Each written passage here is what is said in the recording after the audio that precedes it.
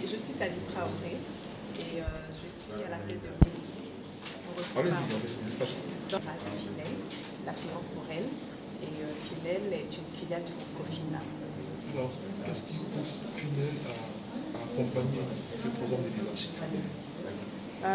Alors juste pour vous parler peut-être de Finel, nous sommes dédiés financement féminin. Notre cœur de cible, ce sont les femmes qui sont en activité économique et nous les accompagnons avec le financement, nous les accompagnons aussi avec du bilan financier, donc tout ce qui est formation, tout ce qui est développement comportemental, tout ce qui s'ensuit. Tout ça pour vous dire que notre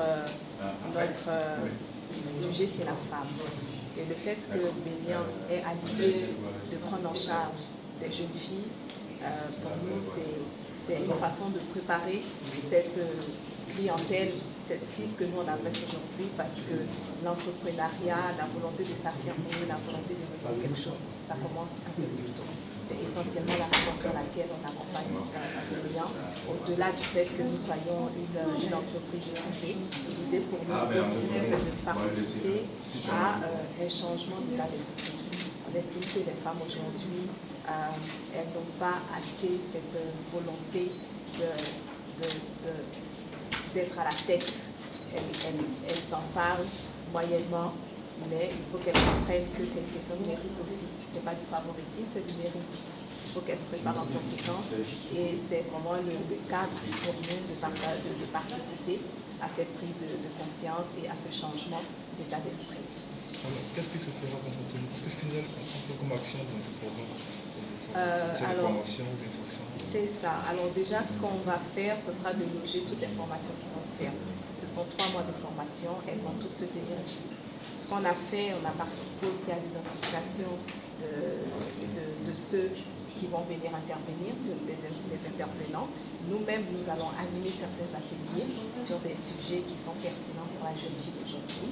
Et puis, bien entendu, nous sommes la structure qui va aider ces jeunes filles-là à faire l'immersion. Donc, ça sera tantôt chez nous, ça sera tantôt dans notre filiale du groupe Cofina, qui est Cofina Côte d'Ivoire, ou ça sera tantôt avec des partenaires qui sont dans la téléphonie notamment, ou encore dans l'industrie.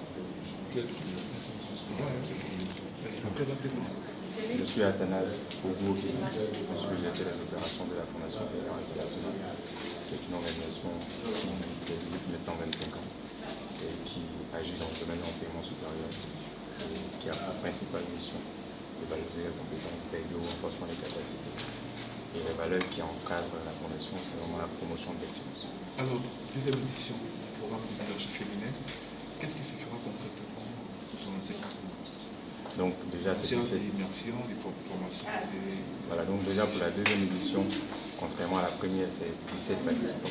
La première c'était 15, donc 17 participants cette année. 17 participantes qui auront l'occasion de suivre des conférences et des ateliers pendant 3 mois. 17 participantes qui auront l'occasion d'être toutes en entreprise pour des immersions à la découverte de certains métiers. 17 participantes qui seront constituées en équipe pour conduire des projets communautaires, des BAC, sur tous les sujets qui, pour elles, ont de l'intérêt, sur la santé, sur la salubrité, sur l'environnement. Donc 17 participantes qui, à l'issue de ces 3 mois de formation, d'immersion communautaire et d'action sur les projets communautaires, 17 participantes qui auront, de manière très concrète, vu leur leadership amélioré par l'exposition qu'elles auront vis-à-vis des conférenciers et conférencières qui sont des personnes de référence qu'on associe à ce type d'activité. Alors, parlons un peu de ces critères de sélection qui favorisent les associations. Donc déjà, ce qu'il faut bien savoir, c'est que la Fondation Bénian a un programme qui s'appelle Programme d'appui aux associations d'étudiants, qui est un programme qui vise à promouvoir les activités associatives, parce que nous croyons que les associations constituent de véritables plateformes de valorisation des compétences pour les étudiants. C'est l'occasion d'encourager les étudiants et les élèves à faire de leur vie scolaire et de leur vie universitaire une vie dynamique avec des implications dans des associations qui, pour eux, rejoignent des aspirations qu'ils ont. C'est extrêmement important. Donc, le programme Leadership féminin vient s'associer en fait à ce programme d'appui aux associations en faisant en sorte que ces associations participent d'une certaine manière à présélectionner les candidats. Donc, dans le processus de présélection, il faut que la candidate ou la participante soit membre active d'une association d'étudiants. Ça, c'est l'une des conditions indispensables.